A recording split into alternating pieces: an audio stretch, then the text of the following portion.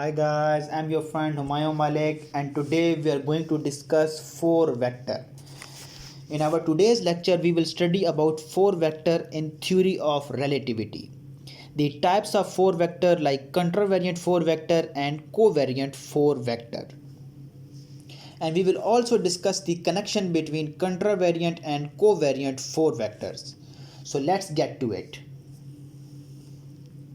First we will define that what is 4 vector.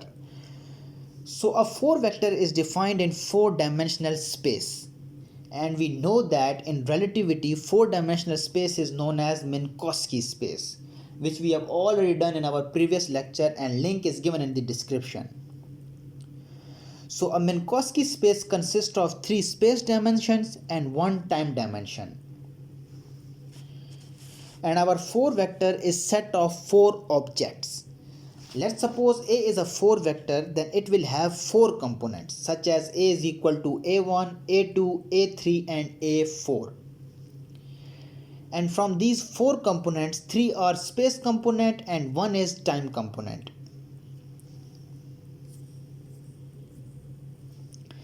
And since we have already done a lecture on Lorentz transformation equation and link is given in the description, by the way, let me tell you that the Lorentz transformation equation relates space-time coordinates between two initial reference frames, two initial frame of reference. And the Lorentz transformation equations are given as x prime is equal to gamma into x minus vt, second is y prime is equal to y, third is z prime is equal to z, and the fourth is t prime is equal to gamma into t minus v divided by c square into x, where gamma in the equation is equal to 1 divided by under root 1 minus beta square and beta is equal to v divided by c.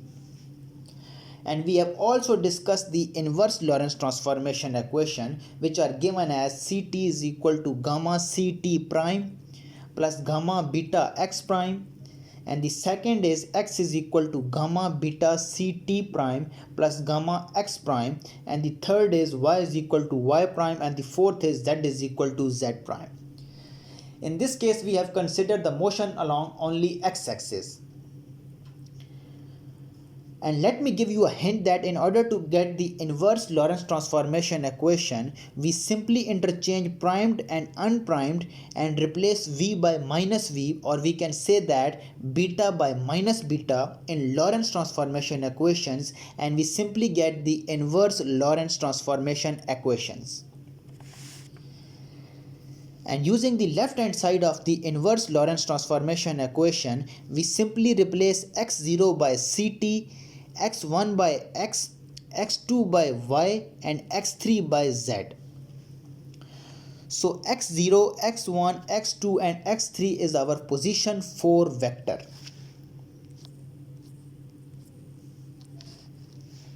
Now let me tell you guys about the contravariant and covariant 4 vectors.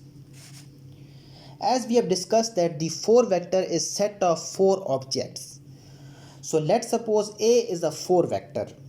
Then its contravariant 4 vector will be labeled with upper index as shown in the slide, that A mu, A raised to power mu.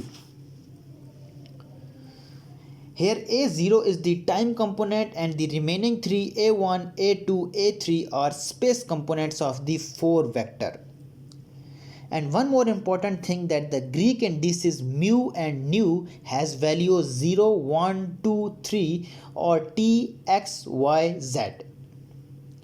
And Roman indices I, j, k denote only 3 spatial components 1, 2 and 3. Okay, after contravariant 4 vector, covariant 4 vector will be labeled with lower index as shown in the slide, A mu. And this is the main difference between contravariant and covariant 4 vectors. Now let's discuss the metric tensor. And the simple one-line definition of metric tensor is that it is used to connect contravariant and covariant 4 vectors. It is denoted by the symbol eta, and the symbol of the contravariant metric tensor is eta with the Greek indices mu and nu in the upper index. while the symbol of the covariant metric tensor is eta with the Greek indices mu and nu in the lower index. A metric tensor is simply a 4 cross 4 matrix which you can see in your slide. And here you can see that eta 0 0 is equal to 1 and eta 1 1, eta 2 2, eta 3 3 is equal to minus 1 and all other entries are 0. So you can say that eta with the Greek indices mu and nu in the upper index is equal to 0 for all the cases where mu is not is equal to nu. And finally, now let's discuss the properties of the metric tensor. The first property is that the contravariant metric tensor is equal to covariant metric tensor. Second is that the metric tensor is symmetric tensor with respect to the interchange of indices. Third is that if we multiply contravariant and covariant metric tensor, we simply get the Kronecker delta function. And we know that the Kronecker delta function has a property that it is equal to 1 if mu is equal to nu and is equal to 0 in case mu is not is equal to nu. Fourth property is that if we multiply contravariant and covariant metric tensor with the similar indices, then it will be equal to 4. And let me tell you that how we can prove it. If we multiply contravariant and covariant metric tensor with similar indices, with similar index, and as I have just told you that in the metric tensor we have eta 0 0 is equal to 1 and the remaining 3 eta 1 1, eta 2 2, eta 3 3 is equal to minus 1 and all other entries are 0. So if we multiply eta 0 0 with eta 0 0 we get 1. Similarly, if we multiply eta 1 1 with eta 1 1 we again get 1. And if we multiply eta 2 2 with eta 2 2 we again get 1. And finally if we multiply eta 3 3 with eta 3 3 we again get 1. And finally when we add them we get the required result which is equal to 4.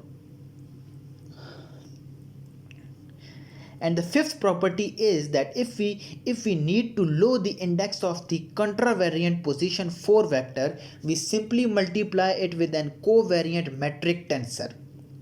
The nu will be contracted with the other nu and we are left with position 4 vector with lower index, which is the covariant position 4 vector.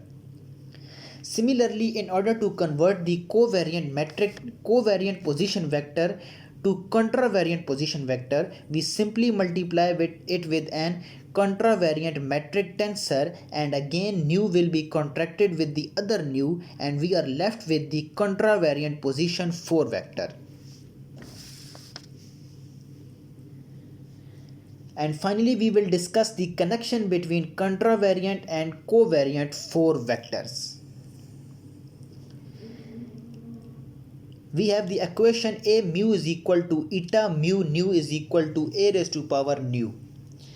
And let's suppose for the first case we consider mu is equal to 0. So our equation becomes a0 is equal to eta 0 nu into a raised to power nu. And as we know that nu is from 0 to 3, so we simply put 0, 1, 2, 3 in place of nu and we get the equation a0 is equal to eta 0 0 into a raised to power 0 plus eta 0 1 a raised to power 1 plus eta 0 2 a raised to power 2 plus eta 0 3 a raised to power 3. And as we know that eta 0 0 is equal to 1 and all others are 0, so we are left with covariant vector is equal to contravariant vector. In this way we can say that the contravariant time component is equal to the covariant time component.